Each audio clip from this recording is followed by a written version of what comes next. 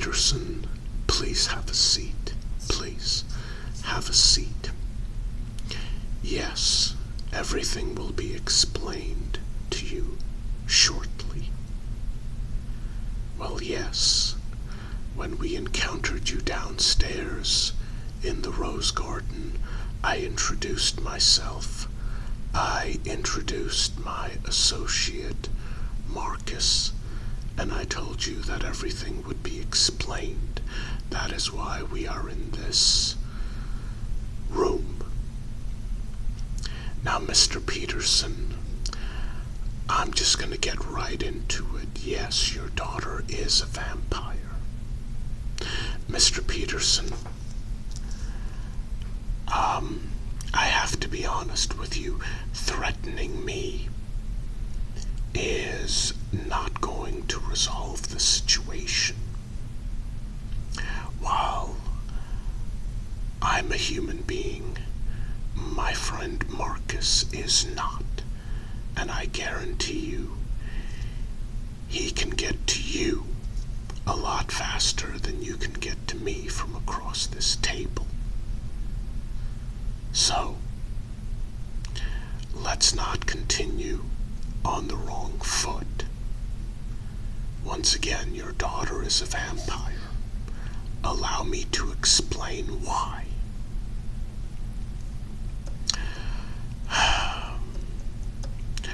Rachel, the young woman who transformed your daughter into a vampire, she was a human being up until about 5 years ago. Now, when it comes to being a vampire, 5 years is practically nothing. Rachel, well, the individual who wanted to make Rachel into a vampire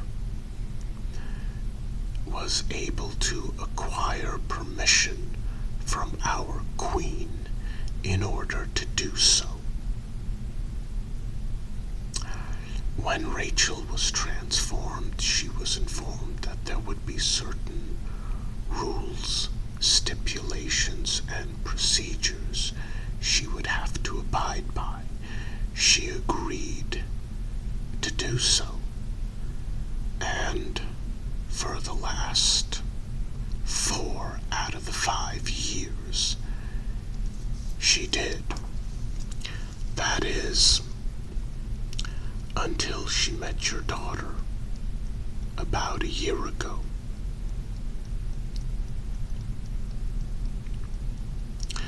Now, Mr. Peterson, I'm going to be completely honest with you. Rachel absolutely did not have permission to transform your daughter into a vampire. But let's be honest with each other.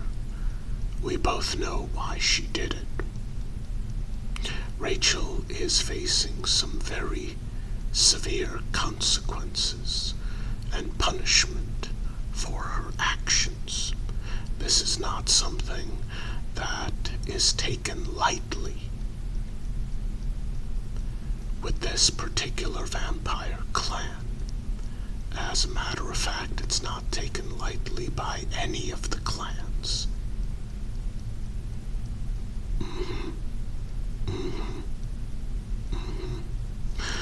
Well, yes, Mr. Peterson, you have to understand there are far more vampires out there in the world than humanity could ever possibly hope to imagine. Yes, I apologize about that. The automatic air freshener in this particular room is acting up. Sometimes it makes a low sound, sometimes it makes a loud sound. I do apologize. Please, let's focus. Now, with regards to your daughter, you don't have to worry. That's right, sir. That's right.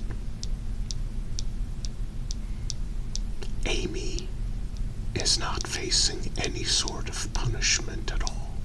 It's not her fault what happened to her. Well, yes, sir. I'm talking about the transformation. Oh, you were talking about the incident that... Yes, I see. I'm very sorry that happened to your daughter. I see.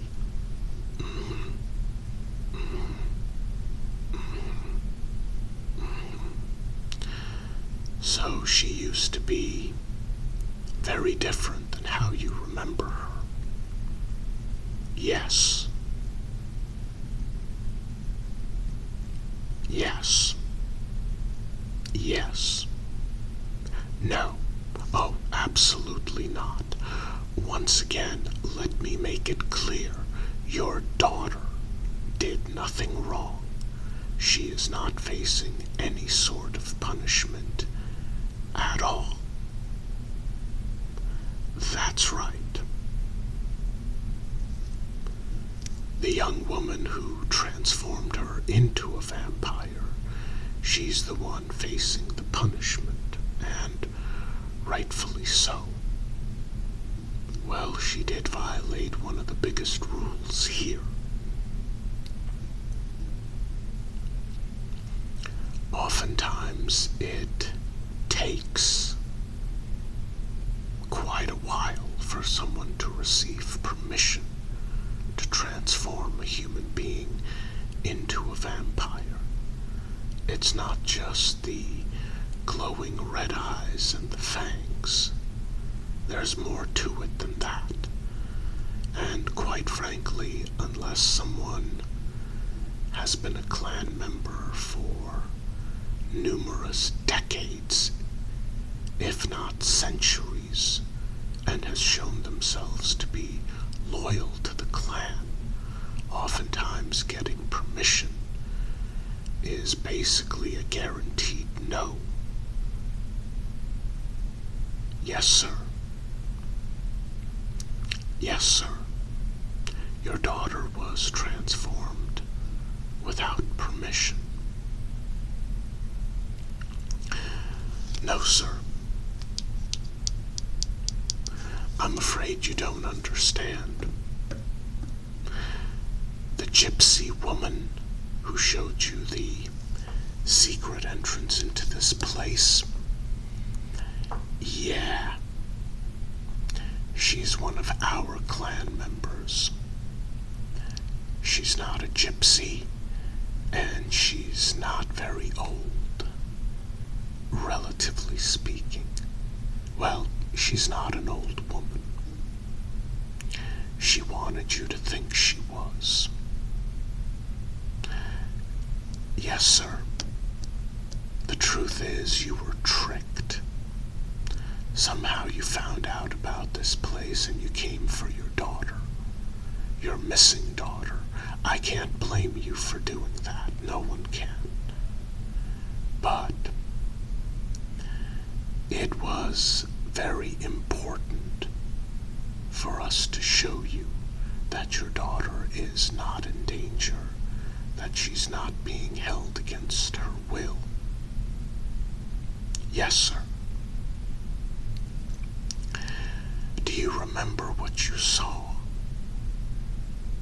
in the rose garden? Yes.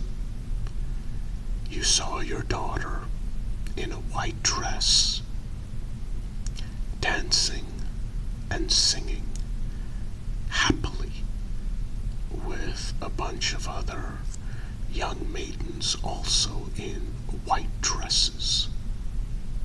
Well, yes, newly formed vampires who are young typically wear the white dresses. Vampires who are men, they wear certain outfits as well, but the white dresses are used to identify the fledgling vampires, the ones who are new to the clan. Yes, sir. The clearing in the rose rose garden is a very popular spot with the fledglings. Now you saw how happy she was, dancing around, singing.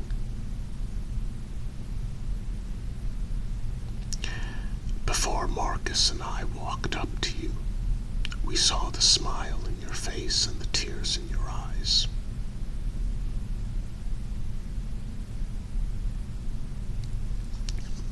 Well, you have to keep in mind, she's still your daughter. She's just different now. I mean, the fact that she was dancing around pretty much proves it. Yes. Yes. Yes. Marcus, could you please head out and check on that sound? I'm sure it's that faulty generator again going off. Please check on it. No, Mr. Peterson and I will be fine. I would appreciate it if you would check on that faulty generator, Marcus. Again, I apologize for the noise, Mr. Peterson. There's nothing I can do about it. I'm sure Marcus will take care of it very, very soon. But getting back to your daughter, you saw her dancing around. Ah, there we go. Yes, Marcus is quite good at taking care of those annoying little things. Now, Mr. Peterson, you saw your daughter dancing around. You saw how happy she was. The truth is, there is just no way that she can leave our community once she's been transformed into a vampire. Now, I'm sorry, but that's just the way it is. It's not as though she can go back home, live with you. I mean, honestly, I'm very sorry that you lost your wife in that car accident. And I'm also very sorry that your daughter ended up paralyzed from the waist down. And I know that it hasn't been easy on you these past handful of years with your daughter being in a wheelchair. And I know she fell into a deep depression. Well, the truth of the matter is, Mr. Peterson, this is everything that your daughter told me when I spoke to her and welcomed her into our community. Yes, sir, Mr. Peterson, I welcomed her. What else could I do?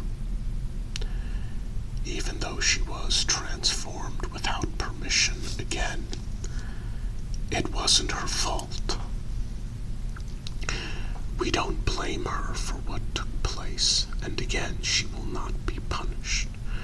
Now, Mr. Peterson, under the circumstances, the best that we can do is arrange meetings between you and your daughter at night for a couple of hours at a time, every few days apart. Normally, we don't do that, but your daughter is a special case, so our queen is willing to make an exception. Well, Mr. Peterson, let me ask you this. How often did your daughter cry because her legs didn't work? How horrible did you feel every single time you saw her in that wheelchair? What type of quality of life did she have being in that wheelchair, being horribly depressed, according to her, before the accident, she used to be a very fun-loving, carefree young woman. What did you see out there in that clearing, over by the rose garden? You saw your daughter as her old self again. Yes.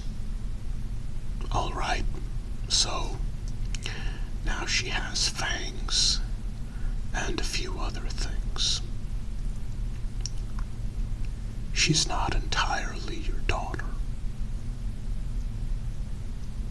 but she is as close as you're going to get to what she was before the accident.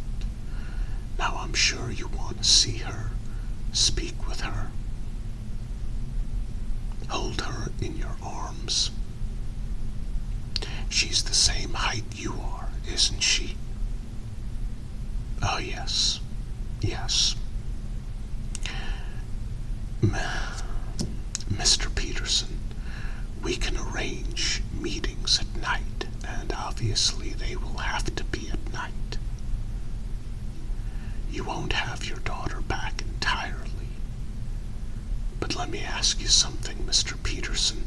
Let me ask you an honest question. Would you rather have your daughter as a vampire who can walk, or as a human being stuck in a wheelchair for the rest of her life?